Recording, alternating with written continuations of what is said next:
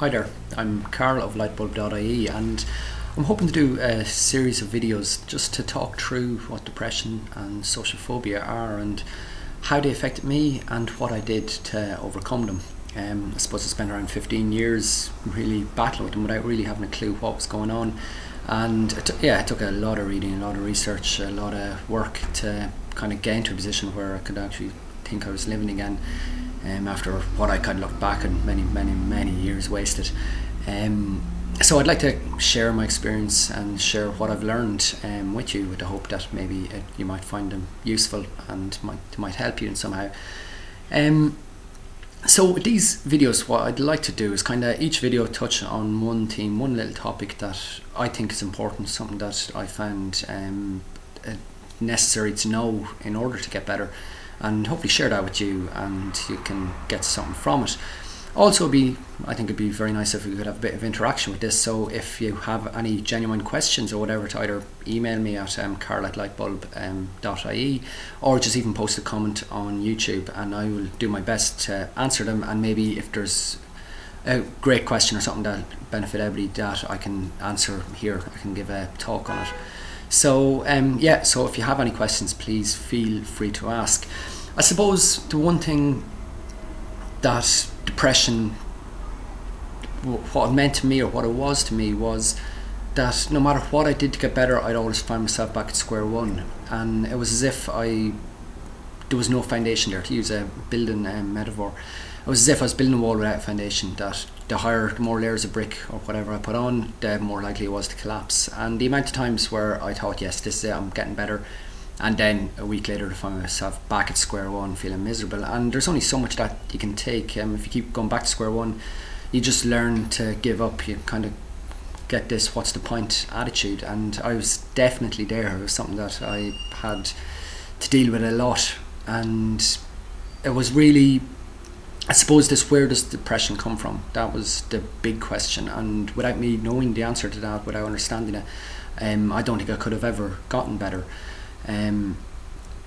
Depression for me, social anxiety for me, was if, I'd be feeling okay, and then this just dark cloud would just start descending over me and just kind of engulf me, and no matter if I tried to fight it, it would just come down quicker. There was no way of stopping it. It was something, and it always happened when I thought I was getting better.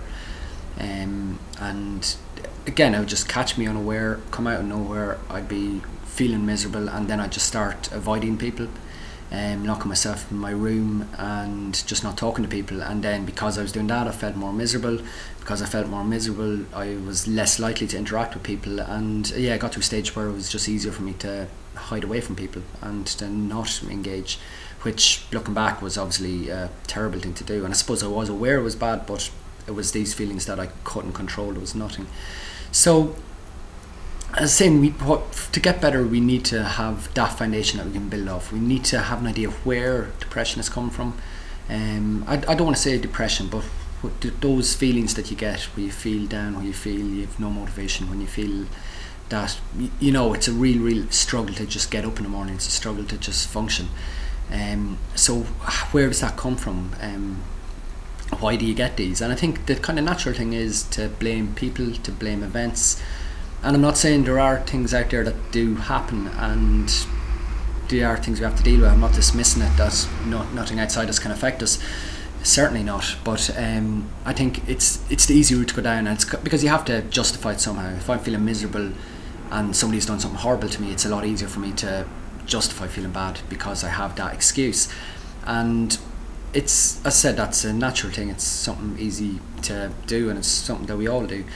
But if you kind of look at it, there was one moment that really changed, and I have touched on this in any of the other talks you've seen me, and it's probably repeating it a bit too much, but it was a book by Richard Carlson called Stop Thinking, Start Living, and I haven't even finished the book, but there was one paragraph in it that just really changed my life. Up to that point, I'd learned a lot, I'd read a lot, I kind of felt I understood things, but I couldn't put them into my own life, no matter how much I tried.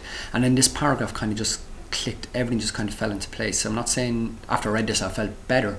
When I read this, I kind of knew what I could do. It gave me that foundation to build off. So it's just one paragraph where he's just talking about snow, it's snowing outside, and one person gets up in the morning, pulls his blinds, looks outside, sees the snow and goes, wow, this is brilliant. And he thinks of all the fun things he can do with snow, snowball fights, playing with his friends, everything, and it's just brilliant. He feels amazing and he just cannot wait to get out there.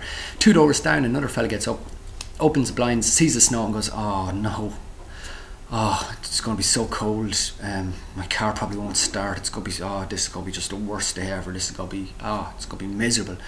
So there's 2 people who have polar opposite feelings at that moment. One fella's feeling elated, he's feeling top of the world, the other fella feeling miserable, whatever. The fella who's feeling really happy, why is he happy? Because it's snowing, so he attributes his happiness to the snow. The fella who's feeling miserable is feeling it's because there's snow outside, so he's equating his feelings to because it's snowing, because it's cold. So when you look at it and take a step back from it, the snow is just neutral. The snow doesn't have any effect on anybody. So what is the difference? Why does one person feel really happy? Why does one person feel really sad? And it's purely the thoughts they put with it. So the person who's feeling happy, he's thinking of all the brilliant things. He sees snow and he thinks of all the fun things he's doing. Because he's thinking that, he feels happy, he feels motivated, he feels good. The other person is thinking of all the bad things that can happen, and because of that he feels miserable. So from that simple analogy it became a thought precedes an emotion.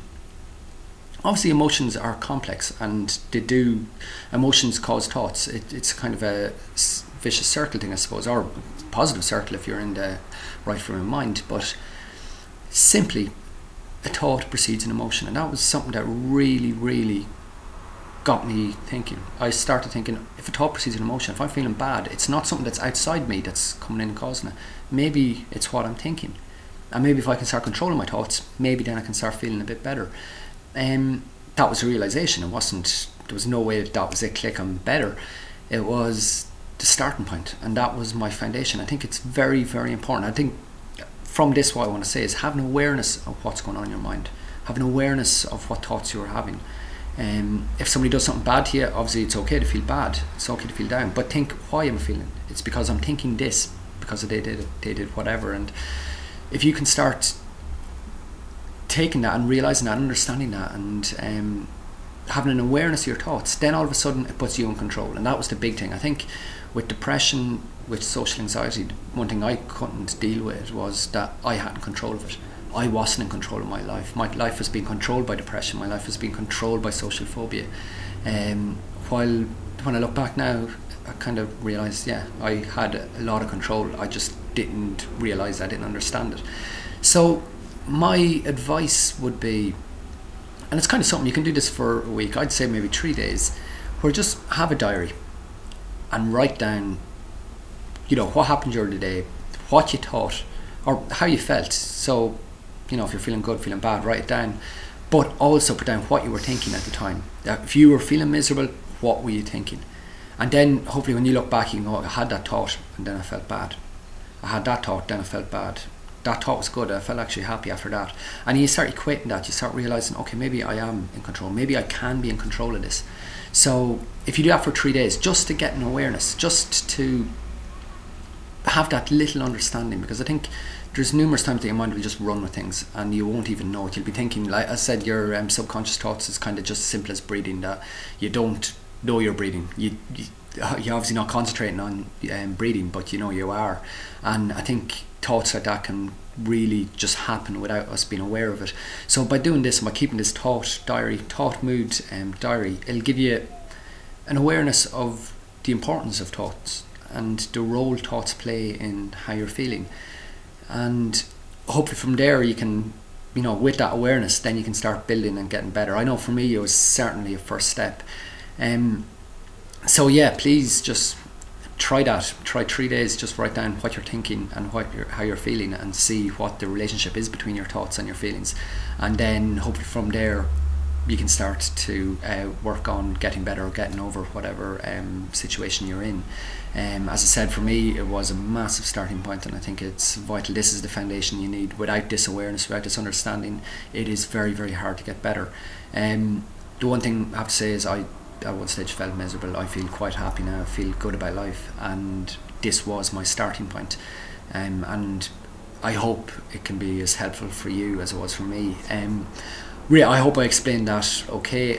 Maybe things that have raised questions or whatever, if you do, please either email me at carl@lightbulb.ie or write a comment down below on YouTube, and I'll do my best to get back to you. Or if you have any other questions regarding depression or social phobia or anything, I'd love to hear them, and I'd love to attempt to answer them, and hopefully in the process get a discussion going, find out answers, and hopefully help people. And I think it is a process. We have to engage with each other, we have to talk, and through that then we can maybe build up a bit of a community, or definitely an awareness about mental health issues, whatever.